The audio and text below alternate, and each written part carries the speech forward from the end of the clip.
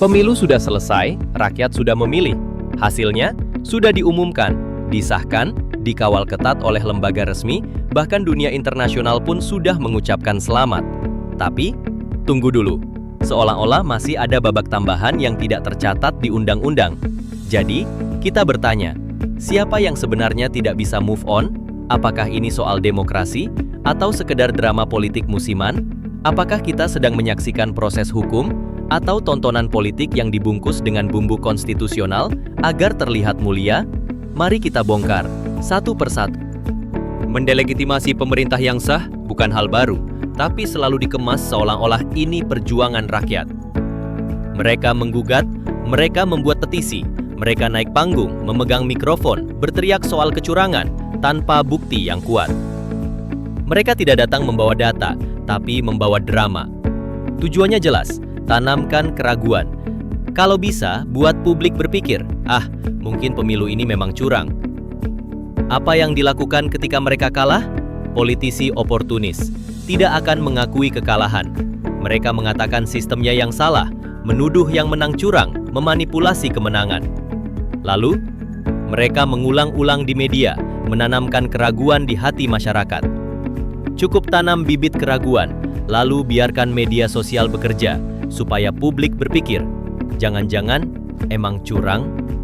Kecurangan tanpa bukti, tapi diberi panggung tiap hari, seolah opini publik bisa menggantikan data hukum. Logika mereka balik, kalau kita tidak bisa menang secara sah, setidaknya kita bikin kemenangan lawan terasa tidak sah. Ini bukan protes, ini propaganda, dan kadang propaganda lebih keras dari kebenaran. Apakah ini perjuangan untuk keadilan, atau sekedar strategi politik dengan kedok idealisme? Jawab sendiri. Kita kalah, tapi kita tidak boleh diam, kata mereka. Ini bukan hanya tentang kekuasaan, ini tentang bertahan hidup di medan politik. Konsolidasi adalah kata kunci. Mereka tahu, emosi para pendukung yang kecewa bisa jadi aset politik. Maka dipeliharalah emosi itu. Jangan sembuhkan luka, biarkan ia bernanah agar bisa dipertontonkan. Mereka tampil di media, menampilkan diri sebagai korban, sebagai oposisi tulen yang berani melawan arus. Tapi jangan salah, kadang ini bukan perlawanan, tapi pertunjukan. Karena di belakang layar semua tahu, popularitas tidak bisa datang dari diam. Maka harus ada narasi, harus ada panggung. Dan kalau tidak ada isu, ya dibuat saja. Mereka mengelola kekecewaan jadi modal politik. Politik bukan soal siapa menang hari ini, tapi siapa yang bisa tetap hidup sampai 2029. Caranya, mereka menggiring massa kecewa dan membiarkan massa tetap marah. Mereka tidak mendamaikan maupun membuat masyarakat jadi sejuk, tapi justru menjaga agar api emosi tetap menyala. Karena di atas bara kemarahan, popularitas bisa dibakar. Politisi ini tidak hanya ingin dipercaya, mereka ingin dipuja sebagai satu-satunya suara perlawanan, walau yang dilawan belum tentu salah. Isu pemaksulan yang mereka gulirkan merupakan alat politik, bukan solusi konstitusional. Pemaksulan bukan untuk hukum, tapi untuk tekanan. Apa iya mereka benar-benar berharap pemaksulan Apres bisa berhasil? Atau ini hanya gertakan politik agar dapat kursi negosiasi?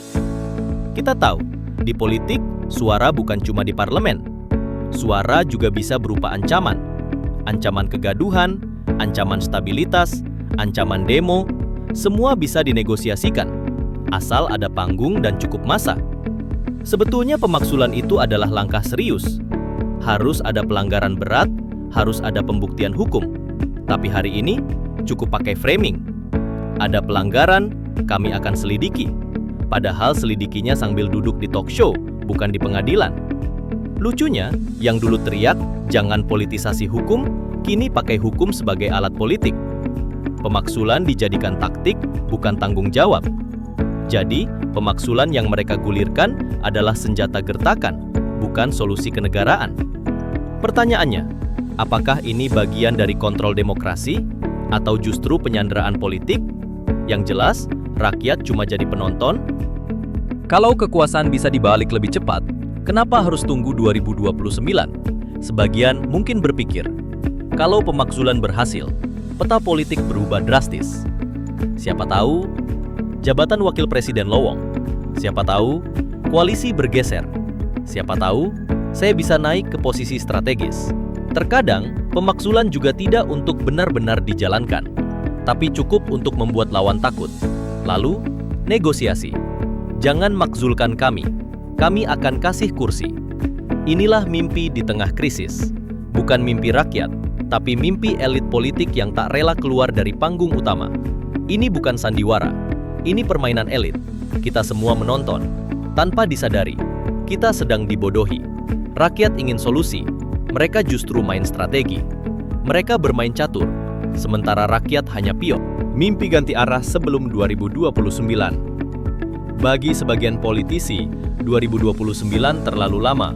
Mereka ingin peta berubah sekarang. Bayangkan, jika pemakzulan berhasil, kursi wapres kosong, lalu diisi siapa? Semua bisa terjadi pada politik di Indonesia.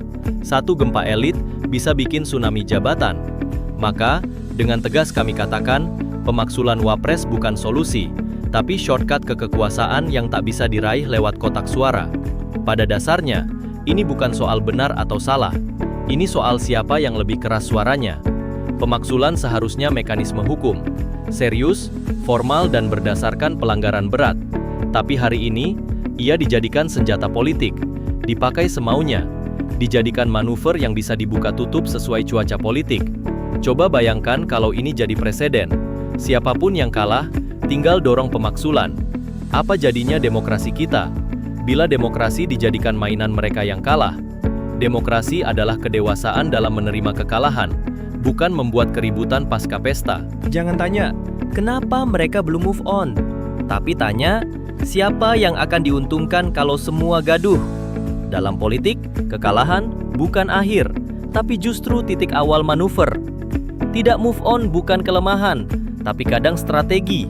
Dan strategi itu tidak selalu mulia. Yang penting, tetap di sorotan, tetap berteriak, tetap tampil sebagai korban atau pahlawan yang dilupakan. Karena disitulah panggung baru terbentuk. Jangan mau jadi penonton yang dibohongi. Rakyat selalu jadi penonton, tapi jangan mau jadi penonton yang dibohongi. Bertanyalah, apakah pemakzulan ini gerakan moral atau gerakan modal? Apakah pemakzulan ini protes untuk rakyat atau manuver untuk rebut kursi? Jadi, apakah ini soal membela demokrasi atau membela posisi? Apakah ini perjuangan atau cuma sandiwara episode berikutnya? Anda yang menilai. Tapi jangan mudah tertipu narasi heroik tanpa bukti. Politik memang kejam, tapi penontonnya jangan sampai jadi bodoh. Ya, jangan lupa untuk like, comment, dan subscribe agar kamu selalu update dengan konten-konten terbaru dari kami. Terima kasih sudah menonton.